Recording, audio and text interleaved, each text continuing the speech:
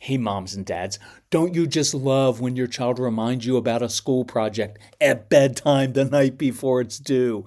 With Skylight Calendar, you can avoid those last minute oops moments. It visually displays your family schedule in one place with different colors for each family member, so you can eliminate those last minute surprises that upset your kids. Skylight Calendar is a Wi-Fi connected digital display that syncs seamlessly with all your calendars and visually showcases your family's schedule on an HD touchscreen.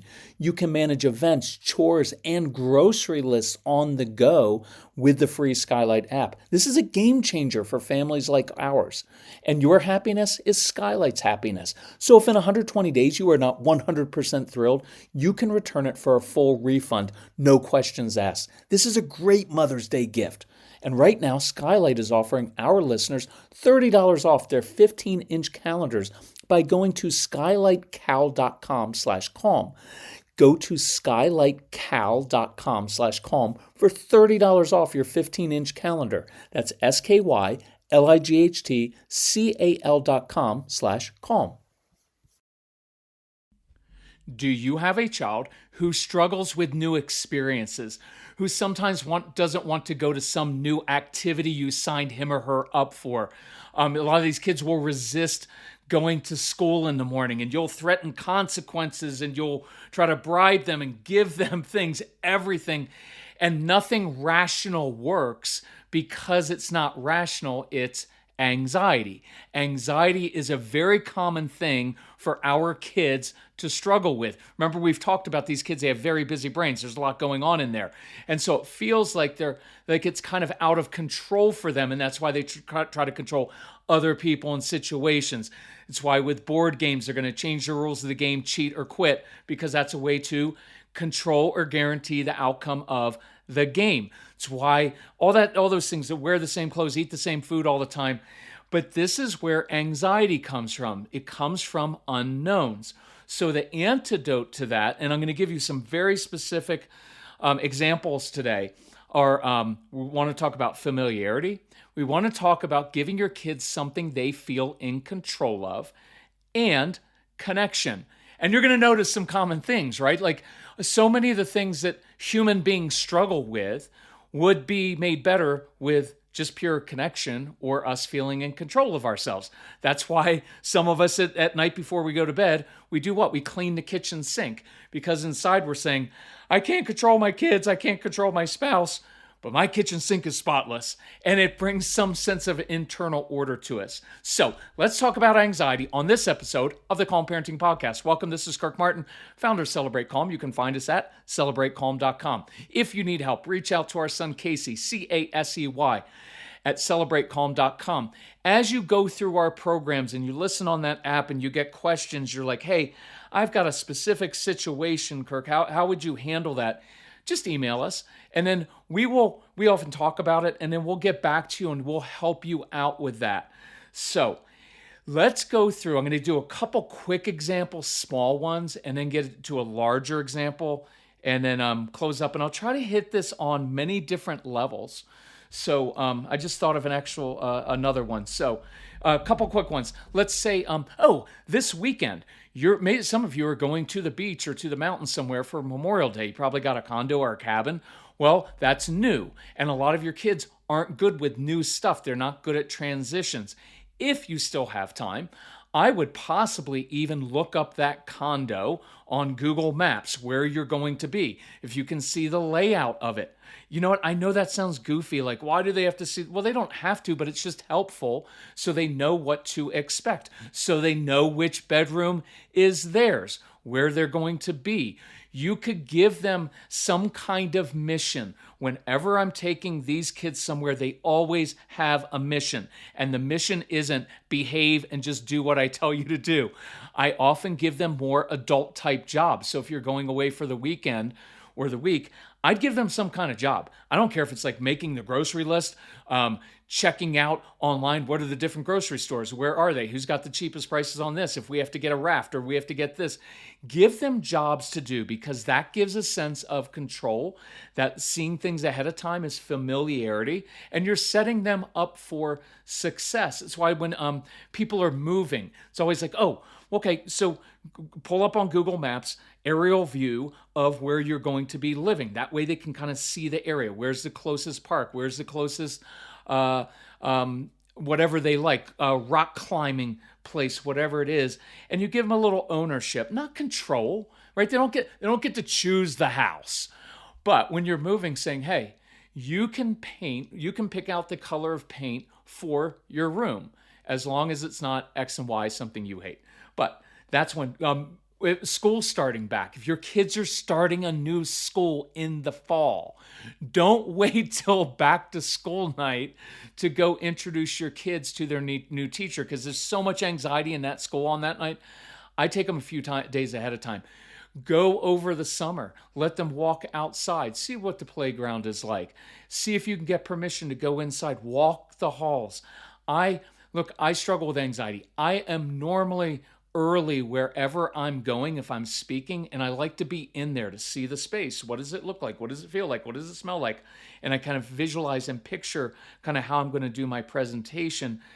And I'm 58, so imagine being 4 or 8 or 16 and doing this. So go in, and if you can meet someone ahead of time, right? And I would just ask, I'd be bold. You're not asking for favors like, well, could you let my child not do any homework this year? I'm not asking for that. I'm saying, hey, I know my child struggles with new things. It's a new school. So could we come in a few days early? Could we come to the office? Would you mind meeting personally with my child? Because that connection of, I walk in the first day, oh, I know that lady or that guy from the office. I know that principal, that guidance counselor. It just helps. So let's do, preschool, by the way. Watch your own anxiety. Now, I hadn't planned to say that, but that's a big deal for many of you, because you have a lot of anxiety. And so if you're talking in this kind of tone, this will create a lot of anxiety, because what I'm really saying is, you know what, I'm kind of nervous for you because I know you're nervous. And usually every time we go someplace new, you have a big meltdown. It's kind of embarrassing. So I think if I talk to that tone, just almost never works for the strong-willed child. So even if you have to fake it, I want you to fake it. I want you to adopt that calm, even, matter-of-fact tone that says, I've seen this before. I've done this. This is normal. There's nothing wrong. It's all going to be good. But I was thinking preschool, a lot of times what happens is you're dropping your child off when they're young, and their child starts freaking out, crying and screaming and like grabbing mommy's leg. And when we say, oh, honey, it's okay. I'll be back at 2:30 to pick you up. Well, that tone creates a lot of instability. And so what I'd prefer that you do, let's say for a preschooler or someone young, is if the teacher or someone from the school can meet you out in the carpool line and say, oh, Rebecca, I'm so excited that you're here today. I could really use your help. Could you come inside and help me with X? Because now you're getting their brain focused on something they can do, something they can control, and that eliminates some of the anxiety. And it also helps them, the teacher, get the child away from you and your own anxiety. So you really do have to work on that. I'm not blaming you, but it is your fault. You know what I'm saying? Some of you just work on that. Look, whenever I bring something up like your own control issues, your perfectionism, it's not a blame thing. It's like you're a horrible person. We all have issues. It's just that we say, oh yeah, I do struggle with that. And I can see how that interplay happens with my child, where they're picking up on my anxiety. And now we've just created like this anxiety vortex. And so we can counter that. So here's kind of a big example, and then I'll end with 2 examples, maybe for teenagers, older kids.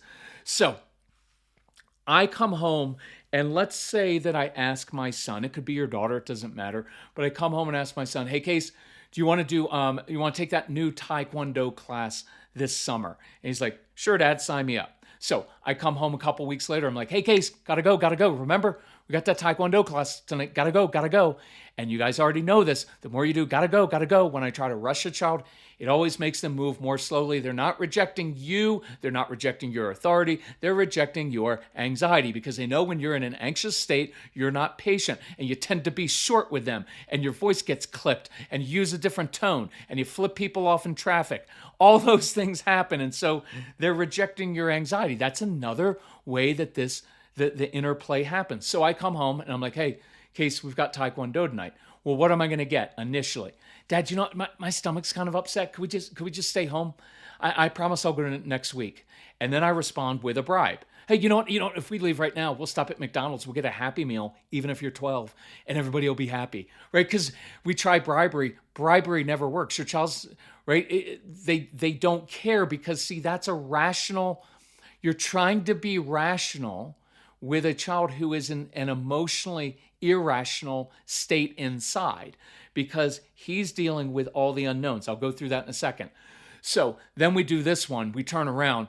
Our tone and our face totally changes. You know what? I paid $175 for that class. Your little butt's going to be there. As if your child's going to say, Dad, I didn't know that you paid that much for it. Now I'm motivated to go. Right? That's not going to happen. So what happens now? Now I grab my son by the forearm. Not too hard, but I grab him. I'm going to drag him out to the car. And we get out to the car and I'm going to stuff him in the car like with the hand over the head like they do on that cop show.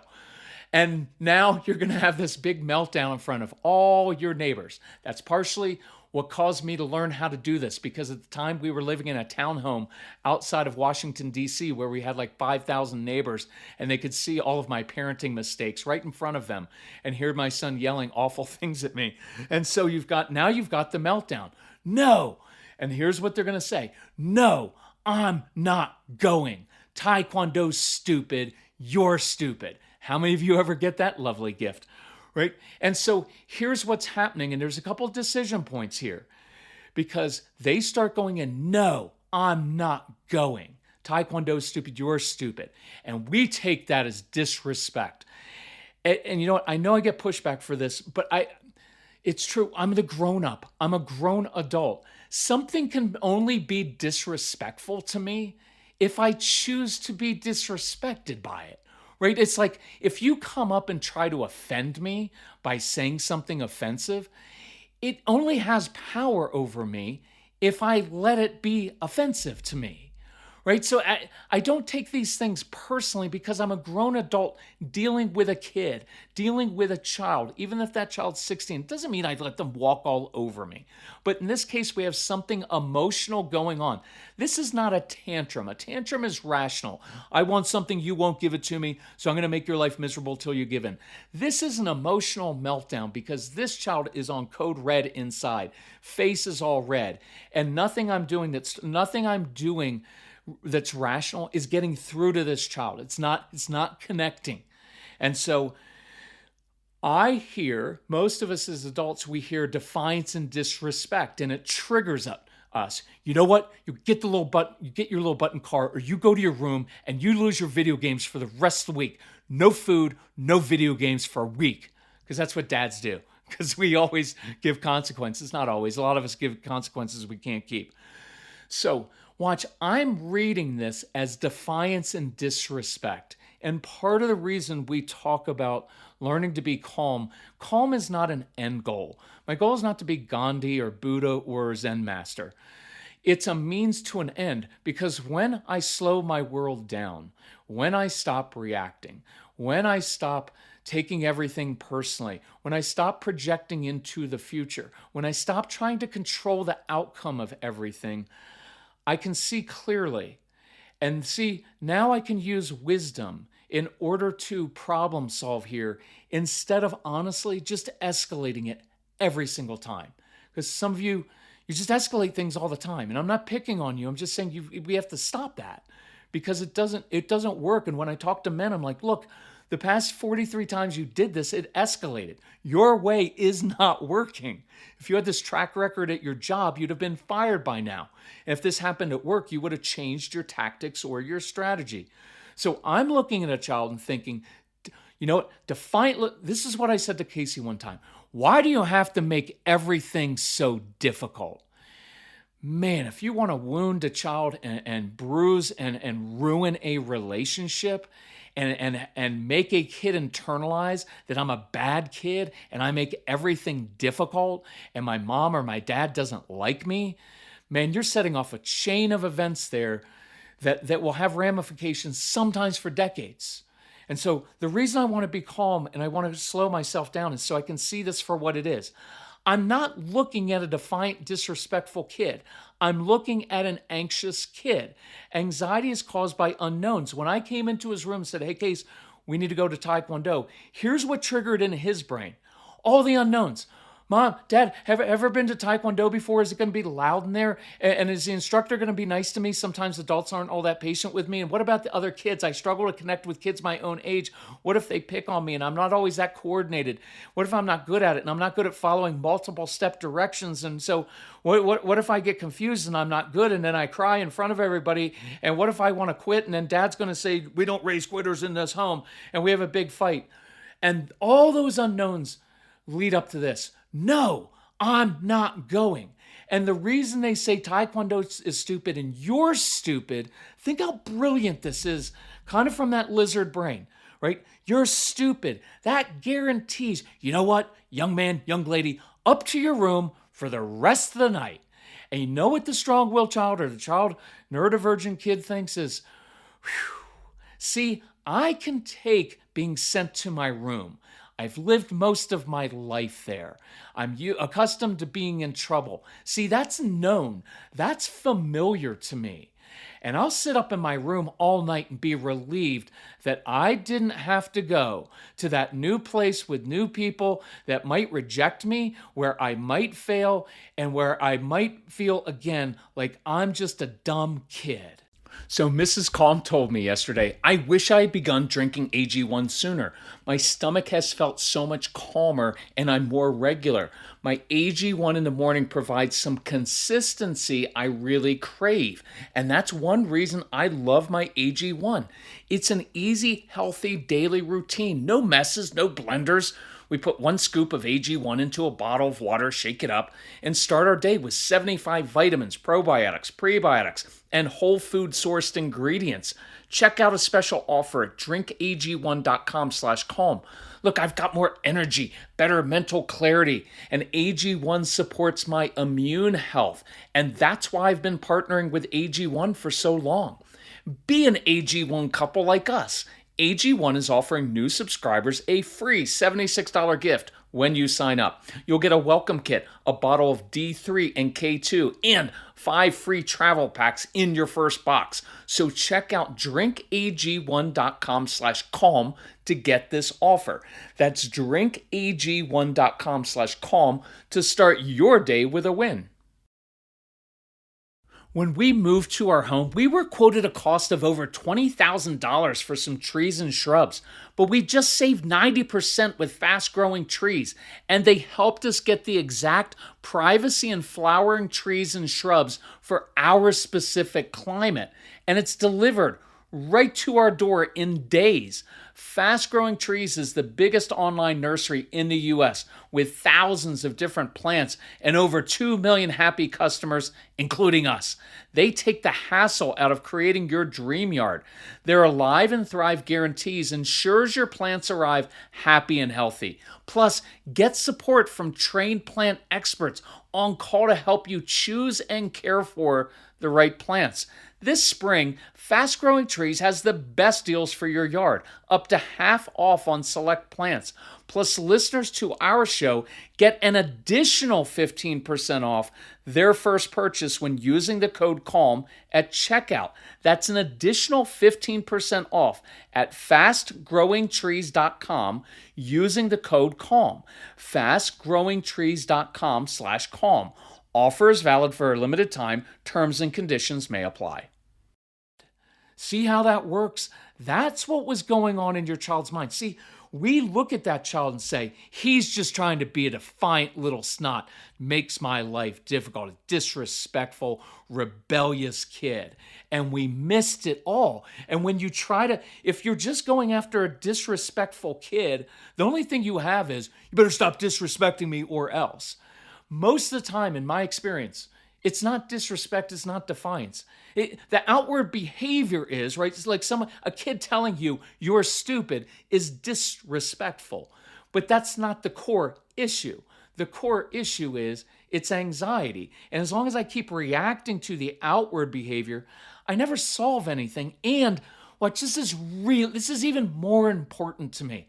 I don't really care. Oh, I got disrespected. What if I'm an NFL wide receiver? I'm a grown man. I don't need anybody to respect me, let alone a 4-year-old or a 17-year-old. I have something called self-respect. So if my 17-year-old is disrespectful, well, guess what? I'm not gonna go take him places. He's not gonna drive the car, right? But I'm not gonna get all huffy and all upset about someone disrespect me. It's not what I'm interested in this moment. I want to teach. Discipline means to teach. I want to teach my son. This is an anxiety issue. The reason that you're so upset isn't because you're a bad kid and you're disrespectful and defiant and you can't go new places, all those things that he's internalizing. It's because you're anxious, and that's normal. See, because someone who struggles with that will probably struggle to some degree with anxiety for the rest of their lives. So, let's go back to the scene where we're outside and we're getting this big fight going on. I step back. I take 3 seconds. 1, 2, 3. That's long enough sometimes to just sit and say, okay, what's going on? What's going on? Okay, right? And if any of you are people of faith, then you just pray. Hey, God, give me some insight here. Give me some insight. What's going on? What am I seeing? And now you're like, oh, light bulb went off. Oh, this is irrational. So this is an anxiety issue. So now my tone changes from, young man, you better get your little butt in the car, demanding, which you guys know has never worked with the strong-willed child. I know on our Instagram page, people are like, well, if you would just discipline them hard from the time they were young. Yeah, duh. Sorry about that, duh. See, there's my disrespectful part. Yeah, duh. We all did that. How many of you as parents of strong-willed kids have had people tell you, I think if you would just discipline her, I think it would go much. And you're like, really? I'd never thought to actually be consistent and follow through. Thank you for your insight, judgmental person. Right? That's not what's going on. And so when I change my tone and when I step back and I say, oh, this is an anxiety issue. And so I looked down at my son and I said, hey, is your stomach a little bit upset? He's like, mm-hmm. Say, oh yeah, that's normal. Because anxiety lives in the stomach. Usually that causes people's stomachs to be upset. Like when you have to do something hard, have a hard conversation with someone, do a presentation in front of a new client. What happens? Your stomach gets upset. And that's a perfect time. So number one thing I always, look, there's 5 things here. But one of the main things I want to do with anxiety is normalize it. Normalize it. Oh, son, of course you're of course, I love that phrase, of course. Of course you're anxious. You're going to a new place where you don't know anybody, where everything is going to be new. You should be anxious. I'm not making an excuse for him. I didn't say, therefore, let's just stay home. I just normalize the fact that he should be feeling anxious so he doesn't feel like there's something wrong with him. One of the worst things we have done in our society with this anxiety thing is that we've made it out to be like something that's really wrong. And so we're taking our teenagers every week to talk to a therapist every week about your anxiety. And guess what we're creating? More anxiety, because we need some adults who step up and say, no, you're a teenage girl or a teenage boy. You should feel anxious a lot of the time. It's a really hard time of your life to navigate. And so if you're confused and you're a little bit anxious, that means you're a normal teenager. See, normalizing it is a very powerful thing. So son, of course you're, look, and now here's where I get to teach and identify with him of like, hey, when I have to do this special presentation at the office, man, my stomach gets upset the night before. When I have to have a talk with my mother-in-law, I'm kidding. When I'd have talks with my dad, my career military dad, for sure my stomach was upset in knots. So one, normalize it. Now here's one of the other strategy I use for anxiety all the time. Wherever your kids go, have another adult give them a job to do. So ideally in this situation, I'm going to take my son to the Taekwondo place, so let's say 3 days ahead of time, so we can walk into that place when there's no pressure to perform. Because what do? Come on, Taekwondo, gotta go. Come on, what? And they're always late. And so we're rushing and we get in there and we're like, come on, go in, have a good time. You'll have a good time. And it's filled with anxiety. They walk in, everybody's already there, and that's really hard. So I take them 3 days ahead of time. There's no pressure to perform. I may take a snack. Maybe we're going to sit up in the stands and we're going to watch the other classes, because that's familiarity. So we can get used to what it sounds like in there. What do the different movements, what's the routine going on? That's really helpful. And then I try to arrange this. I go talk to the Taekwondo teacher. I'm like, hey, Mr. Taekwondo, listen, my son's going to be in your class on Thursday night. My son is awesome helping other people. Could you, and inside you're like, does nothing for me, but he loves helping other people. Could you give him a job to do? And if Taekwondo guy or a teacher at school or an assistant principal at school or the person in children's church or wherever you're taking your child says, oh man, Casey, I'm psyched you're going to be in my class Thursday night. Listen, I could really use your help. Could you get here 5 minutes early every class, and you can help me rearrange the mats and set up the cones, and could you do that for me? And most of your kids to other adults will say, yes, ma'am, yes, sir. And so watch how this changes. When I come home on Thursday, I'm like, hey, Case, we've got Taekwondo. Instead of it triggering in his brain all the unknowns, here's what happens. Hey, Mom, Dad, remember that Taekwondo guy said, he said he needed me to be there 5 minutes early. So we need to leave like 3.5 hours early, so we're not going to be late, right? That's why they do that. Or he said he needed my help. See, they want to feel helpful. They like adult type jobs. When he gets to the Taekwondo place, instead of his brain being on all the other kids, am I going to be successful? He's already met the Taekwondo guy. That guy showed some kind of interest in your child and said, hey, I could really use your help. And now my son's brain is focused on his job to do. And your kids are good at doing specific concrete jobs, especially harder jobs. And so I've just created a success. You'll hear us talking about that. I just created a success. I gave him a tool. Look, this perfectly is what we talk about of, instead of just like, well, here's typical. If you don't go to Taekwondo tonight, then you're going to have to pay for the class and you're going to lose your screens. And there's nothing wrong with that at all, except it tends not to be very motivating and it usually doesn't work. Instead, I gave my son a tool, which was connection, meeting. Look, this is so foundational and so important. I just taught him for the rest of his life at meetings, get somewhere early and meet someone and form a personal connection, because that will calm you. It's literally what I've done probably 1,500 times when I've spoken at different events. I get there early. I meet one person. If you ever come to one of our events, I'll be there early. And you're going to come and sit down, and about 10 minutes before the presentation starts, I'm going to be like, hey, why did you guys come out? What do you want addressed? What are you struggling with in your home? And what I'm doing is, look, I don't really need to know what you're thinking. I already know what you came out for. I've done this for a long time. And I tell people that at the end when I do this example. The reason I do that is because I end up forming a personal connection with a few people in the audience, and that settles me down. So I use this myself. It's the same thing you do if you're an introvert and you get invited to someone's house for a dinner party or a party. And then like me, if you're like, make up an excuse of like, oh no, our son is sick. And you're like, your son is like grown. I know, but he's not feeling well. I can't come because I don't want to come to your house. The very first thing I will do when I come to your house is ask this. Hey, is there anything I can do to help? Oh, we're grilling out. I'll run the grill. Let me flip the burgers.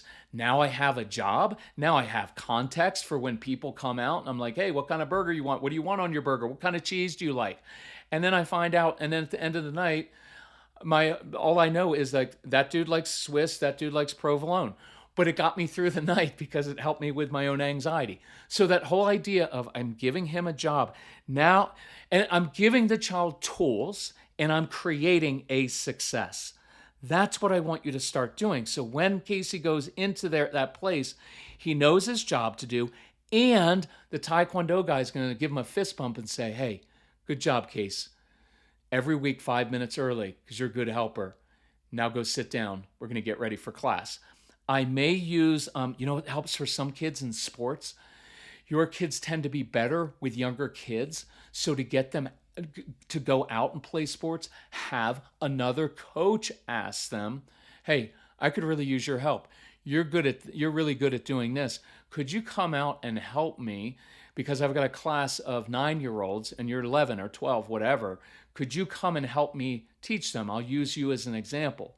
Well, that feels really good to be useful to other people. It feels good to have something to give. By the way, that counters anxiety. It can also counter a fair amount of lethargy and sometimes depression.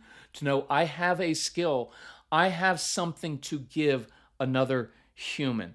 So try that. Let's do that. I've got one more example for you for teenagers who've maybe internalized a lot of anxiety over the years, and it's even hard for them to go to school sometimes. If a teacher were to meet them sometime, and watch the difference here instead of, Caitlin, why haven't you been here all week? If you keep missing classes, you're going to fail. That is the least helpful thing you could tell. That guarantees this girl will not come back again tomorrow. But I guarantee you, if there was someone in that school, or even a mom or a dad, who on the way to school just said in a very even way, nobody knows how much courage. Look, that almost makes me cry as I say it. Nobody knows how much courage it took to get here today, but I'm glad you're here.